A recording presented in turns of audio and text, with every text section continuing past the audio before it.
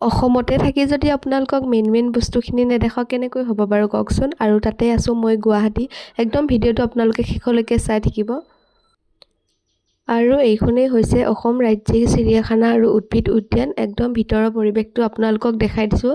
কিমান ধুনীয়া চাওকচোন, চবফালে একদম গছ-গছনি, বহুত ধুনীয়া লাগিছে পৰিৱেশটো। আৰু একদম মই গৈকে টিকেট কাউণ্টাৰত টিকেট কাটিলোঁ। আপোনালোকক সেইটো ভিডিঅ' কৰা নহ'লে, কাৰণ মই টিকেট কাটিছোঁ, তো ভিডিঅ' কৰিব নোৱাৰিলোঁ। আৰু পৰিৱেশটো আপোনালোকক অলপ দেখাই দিছোঁ। আপোনালোকে যদি চিৰিয়াখানাৰ ভিতৰত যদি মোবাইল ফোন আনে, তেতিয়াহ'লে আপোনালোকে 100 ৰুপিজ এটা ভৰিব লাগিব। আৰু যদি আপোনালোকে DSLR আনে, তেতিয়াহ'লে আপোনালোকে 200 ৰুপিজ এটা ভৰিব লাগিব। মোৰ কাৰণেহে ৰৈ আছে, তেনেকুৱা ভিডিঅ' কৰা আৰু চাওকচোন কেনেকৈ মোৰ ফালে ডিঙি মেলি চাই আছে। আৰু এয়া একেবাৰে একদম পুখুৰী এটা আছে, তাৰ ওচৰতে একদম বৰটোকোলাবিলাক তাতে মানে পানীতে থাকে। আৰু বহুত ৰ'দ দি আছে যে, তো পানীতে সিহঁতে একদম পূৰা সাঁতুৰি থাকে।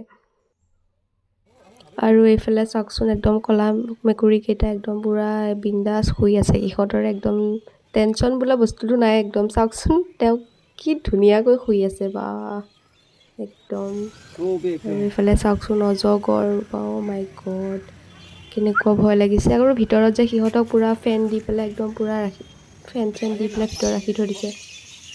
আৰু হৰিণকেইটা বহুতকেইটা আছে যে, ইয়াত মানে এটাহে দেখাইছোঁ আৰু বহুত আছে। আৰু এইফালে চাওকচোন, এই যে পুখুৰীটো দেখিছে, পুখুৰীটো বহুত ডাঙৰ হয়। ইয়াত কাছৰ আৰু ঘৰিয়ালবিলাক পানীত থাকে।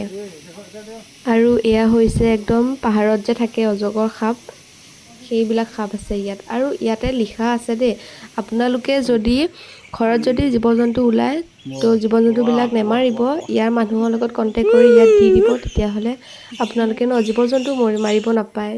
তো সেয়া আৰু এয়া হৰিণাবিলাক দেখিছেনে, একদম হৰিণাবিলাকে বহুত শান্তিত আছে দে। ইয়াত না বান্দৰ আহে না কি হয়, একো নহয়। সিহঁতে একদম এক্সট্ৰাকৈ সিহঁতক ইয়াত দি দিছে, আৰু অনলি হৰিণে আছে ইয়াত, আৰু বেলেগ নাই।